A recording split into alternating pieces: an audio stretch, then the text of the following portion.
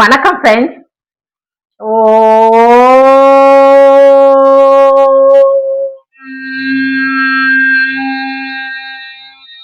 நம சிவாய.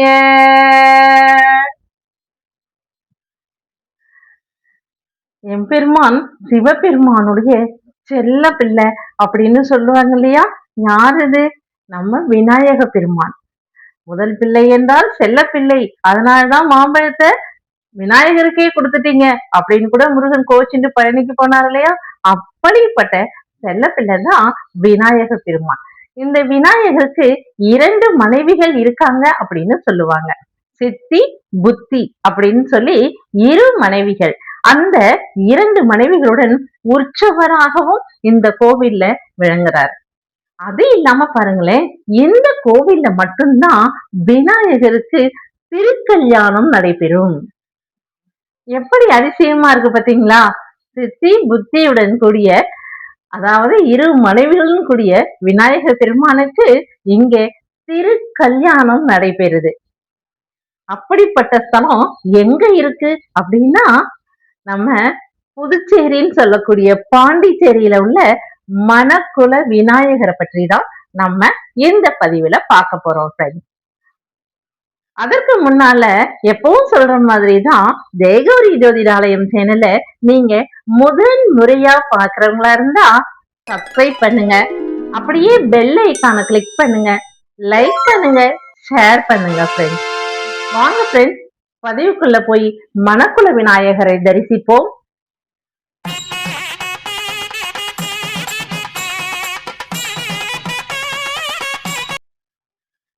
புதுச்சேரி அப்படின்னு சொல்லக்கூடிய பாண்டிச்சேரியில மிகவும் புகழ் பெற்ற ஸ்தலங்கள்ல முக்கியமான தமிழர்களின் ஆன்மீக ஸ்தலம்னு சொன்னா அது மணக்குள விநாயகர் கோவில் தாங்க. ஆமா ஃப்ரெண்ட்ஸ், வங்கக்கடலுக்கு பக்கத்திலேயே கிழக்கு நோக்கி அவ்வளவு அழகா நம்ம விநாயகர் பெருமான் அமர்ந்து அருள் புரிஞ்சுக்கிட்டு இருக்காரு நமக்கெல்லாம். இவர் 500 வருஷத்துக்கு முன்னாடி இருந்தே இங்க இருக்காரு. அதாவது பிரெஞ்சு நாட்டுக்காரங்க இங்க வர்றதுக்கு முன்னாடி இருந்தே மணக்குள விநாயகர் இருந்துட்டு இருக்காரு இங்க அப்படின்னு சொல்றாங்க.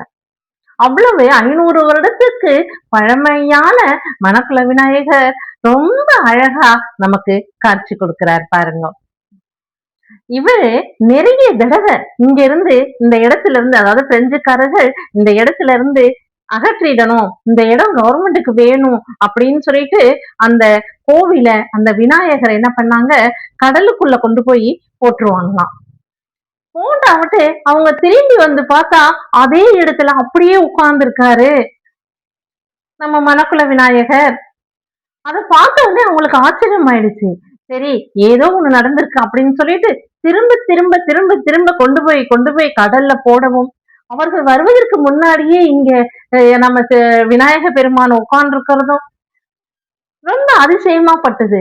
உடனே அங்க இருக்க தமிழர்கள் எல்லாமே பிரெஞ்சுக்காரர்கிட்ட, அந்த அதிகாரிகள் கிட்ட சொன்னாங்களாம், மணக்குள விநாயகர் ரொம்ப சக்தி வாய்ந்தவர், அவரு இங்கதான் இருக்க விரும்புறாரு, அதனால அவரை எதுவும் டிஸ்டர்ப் பண்ணாதீங்க, அப்படி பண்ணா ஏதாவது விளைவுகள் ஏற்பட்டா ரொம்ப கஷ்டமா போயிடும், அதனால விநாயகரை எந்த தொந்தரவும் பண்ண வேண்டாம், அவர் இங்கே இருக்கட்டும்னு கேட்டுக்கிட்டாங்க.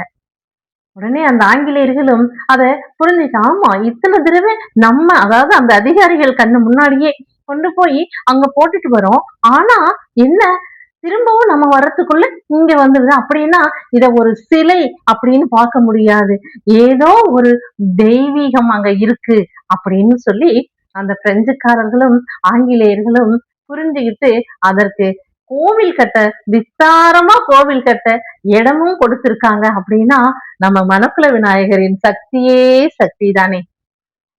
கோவிலுக்குள்ள நுழைஞ்ச உடனேயே பாருங்களேன், ஒரே சிற்பங்கள்னா ஓவியங்களா வரைஞ்சிருக்காங்க. விநாயக பெருமானோட பல்வேறு வடிவங்களை அந்த ஓவியங்களா வரைஞ்சிருக்காங்க. அதை பார்க்கும் போதே, ஒரே இடத்துல பார்க்கும் போது நமக்கு மெய் சிலிர்த்து போகுது. இப்படிப்பட்ட விநாயகர் உருவங்கள்லாம் நிறைய இருக்கே அப்படின்னு சொல்லி நம்ம ஒரே இடத்துல பார்க்கும்போது நமக்கு மெய் சிலிர்த்து போயிருது பாருங்க. அதுக்கப்புறம் கொடிமரம் இருக்கு இல்லையா, அந்த கொடி மரம் தங்கத் தகட்டாலானது. அதே போலதான் விநாயக பெருமான் இருக்கக்கூடிய அந்த விமானம் இருக்கு பாருங்க, அந்த விமானமும் தங்கத் தகட்டால் வேயப்பட்டிருக்கு. தங்கத் தகட்டால் வேயப்பட்ட விமானத்தையும் கொடிமரத்தையும் பார்க்கும்போதே நமக்கு கண்கொள்ளா காட்சியா இருக்கு. எம்பெருமான் சிவபெருமானின் மகன் இல்லையா? அவரும் அன்பே உயிர். அதுவும் குழந்தைகளுக்கு ரொம்ப பிடித்தமானவர். அதனாலதான் பள்ளியில சேர்க்கறதுக்கு முன்னாலும், காலேஜுக்கு சேர்க்கறதுக்கு முன்னாலும் எல்லோருமே முதல்ல படிப்பு விஷயமாவோ, இல்ல அதாவது பாட்டு, நாட்டியம் இது மாரி ஏதாவது செய்றதா இருந்தாலும், முதல்ல மணக்குள விநாயகர வணங்கிட்டு தான் அந்த மாரி வகுப்புகளுக்கே அவங்கள கொண்டு போய் பெற்றோர்கள் சேர்த்து விடுறாங்க. எப்படி ஒரு புனிதமா இருக்கு பாத்தீங்களா ஃப்ரெண்ட்ஸ்? அதே போல அந்த பவனேஸ்வர் விநாயகர்ன்னு சொல்றாங்க மணக்குள விநாயகர. ஏன் அப்படின்னு சொன்னா, அவரை சுற்றி குளம் இருக்கிறதா சொல்றாங்க ஃப்ரெண்ட்ஸ். இந்த விநாயக பெருமான் இங்க முதல்ல பார்க்கும்போது சுத்திலும் மணல்கள் நிறைந்த குளம் இருந்ததுங்களாம். அந்த குளத்துக்கு பக்கத்துலதான் விநாயக பெருமான் இருந்திருக்காரு. அப்புறம் சில காலங்கள்ல தான் பிரெஞ்சுக்காரர்கள் வந்து இந்த இடத்த விஸ்தீரணம் பண்ணணும், எங்களுக்கு வேணும்னு சொல்லிட்டு கடல்ல தூக்கி போடும்போது திரும்ப திரும்ப அவர் வந்துட்டார் இல்லையா? அதனால அந்த குளம் அல்லது கிணறு அப்படின்னு சொல்றாங்க. அந்த குளமாகவும் இருக்கலாமா. குளம் வந்து குளத்தை சுத்தி மணல் நிறைந்த இடத்துல விநாயக பெருமான் இருந்ததுனாலதான் மணல் குளத்து விநாயகர் அப்படின்னு பேர் வந்ததுதான். அப்புறம் பேச்சு வழக்குல மணக்குள விநாயகர் அப்படின்னு ஆயிட்டதா பெயர் காரணம் சொல்றாங்க ஃப்ரெண்ட்ஸ். இந்த இடத்துல ஒரு அதாவது அந்த மூலஸ்தானத்துல விநாயக பெருமான் இருக்காரு இல்லையா, அந்த இடத்துல இருக்கிற விநாயகருக்கு பவனேஸ்வர் விநாயகர்னு ஒரு பெயர் சொல்றாங்க. இது புதியதாக ஒரு பெயரா இருக்கு நமக்கு. மணக்குள விநாயகருக்கு இரு மனைவிகள் அப்படின்னு உற்சவருக்கு 2 மனைவிகளை கொடுத்திருக்காங்க. சித்தி, புத்தி இப்படி இரு மனைவியருடன் உற்சவராக இருக்கிறார் நம்ம விநாயக பெருமான். அங்க திருக்கல்யாணமும் நடைபெறுகிறது. மணக்குள விநாயகர் கோயிலில் விநாயகருக்கு திருக்கல்யாணம் நடைபெறும்.